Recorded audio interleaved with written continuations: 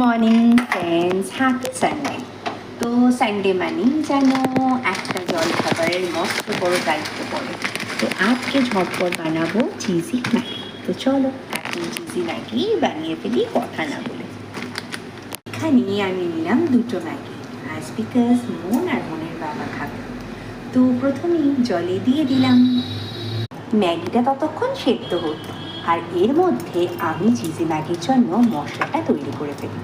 প্রথমেই দিয়ে দিলাম ম্যাগি মশলা। যেহেতু আমি দুটো ম্যাগি দিয়েছি তার জন্য নিয়েছি দুটো ম্যাগি মশলা। এর সাথে একটু বেশি করে টমেটো সস।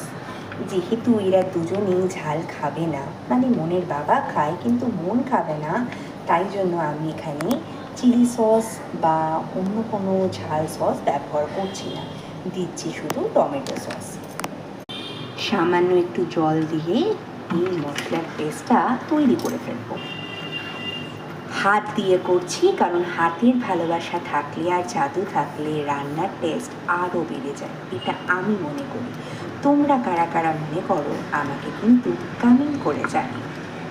এখানে যতক্ষণ ম্যাগিটা সেদ্ধ হচ্ছে, একদিকে আমি ডিমটা বানিয়ে নিচ্ছি। ডিমটা দেওয়াটা কিন্তু কমপ্লিটলি অপশনাল, মানে তোমাদের। ম্যাগি কিন্তু সেদ্ধ হয়ে গেছে, এবার এই বানিয়ে রাখা মশলাটা কিন্তু এই ম্যাগির মধ্যে দিয়ে দেওয়া হলো, কিন্তু অলমোস্ট কমপ্লিট। এবার এই চিজটাকে একটু তোমরা গ্রেট করে দিও। দেখো চিজের পরিমাণটা কিন্তু তোমাদের ওপর। যেহেতু মন একটু চিজ খেতে ভালোবাসে, তাই জন্য আমি এখানে দুটো চিজ ব্যবহার করছি। এরপর এই ভেজে রাখা ডিম ভুজিয়াটা এর ওপর দিয়ে দেবে।